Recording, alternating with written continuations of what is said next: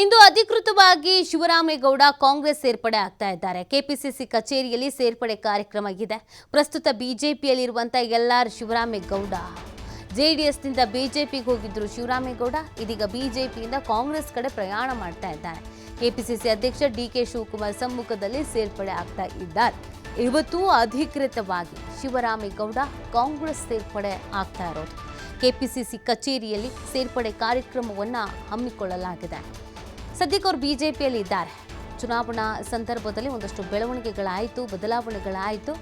ಒಂದಷ್ಟು ಬೆಳವಣಿಗೆಗಳಿಂದ ಬೇಸತ್ತು ಬಿಜೆಪಿಗೆ ಹೋಗಿದ್ರು. ಇದೀಗ ಅಲ್ಲೂ ಕೂಡ ಒಂದಷ್ಟು ಅಸಮಾಧಾನ ಇದೆ. ಹಾಗಾಗಿ ಕಾಂಗ್ರೆಸ್ಸಿಗೆ ಬರುವಂಥ ನಿಟ್ಟಿನಲ್ಲಿ ಪ್ಲಾನ್ ಮಾಡ್ಕೊಂಡಿದ್ದಾರೆ. ಮೊದಲಿಗೆ ಜೆಡಿಎಸ್ನಲ್ಲಿ ಇದ್ರು, ಅದಾದ್ಮೇಲೆ ಬಿಜೆಪಿಗೆ ಹೋಗಿದ್ರು. ಇದೀಗ ಬಿಜೆಪಿಯಿಂದ ಕಾಂಗ್ರೆಸ್ ಕಡೆ ಪ್ರಯಾಣವನ್ನು ಬೆಳೆಸಿದ್ದಾರೆ. ಕೆಪಿಸಿಸಿ ಅಧ್ಯಕ್ಷ ಡಿಕೆ ಶಿವಕುಮಾರ್ ಅವರ ಸಮ್ಮುಖದಲ್ಲಿ ಸೇರ್ಪಡೆ ಆಗ್ತಾ ಇದ್ದಾರೆ. ಮಂಡ್ಯ, ನಾಗಮಂಗಲ ಈ ಭಾಗದಲ್ಲಿ ತನ್ನದೇ ಆದಂಥ ವರ್ಚಸ್ಸನ್ನು ಇಟ್ಕೊಂಡಿದ್ದಂಥ ನಾಯಕ. ಒಂದಷ್ಟು ರಾಜಕೀಯವಾಗಿ ಒಂದಷ್ಟು ಅಸಮಾಧಾನಗಳಿತ್ತು ಪಕ್ಷದ ಮೇಲೆ. ಬಿಜೆಪಿಗೂ ಹೋಗಿ ಸೇರ್ಪಡೆ ಆಗಿದ್ರೂ ಕೂಡ ತಾನು ಅಂದುಕೊಂಡ ಮಟ್ಟಿಗೆ ತನಗೆ ಸ್ಥಾನಮಾನ ಸಿಗದಂಥ ಹಿನ್ನೆಲೆಯಲ್ಲಿ ಪಕ್ಷವನ್ನು ಬಿಟ್ಟು ಮತ್ತೊಂದು ಪಕ್ಷಕ್ಕೆ ಹೋಗಬೇಕು ಅಂತ ನಿರ್ಧರಿಸಿ ಇದೀಗ ಇನ್ನೊಂದು ರಾಷ್ಟ್ರೀಯ ಪಕ್ಷ ಕಾಂಗ್ರೆಸ್ ಸೇರ್ಪಡೆಯ ಸಿದ್ಧತೆಗಳಾಗಿದೆ. ಪ್ರಸ್ತುತ ಬಿಜೆಪಿಯಲ್ಲಿ ಇದ್ದವರು ಇದೀಗ ಕಾಂಗ್ರೆಸ್ಗೆ ಸೇರ್ಪಡೆ ಆಗ್ತಾ ಇದ್ದಾರೆ.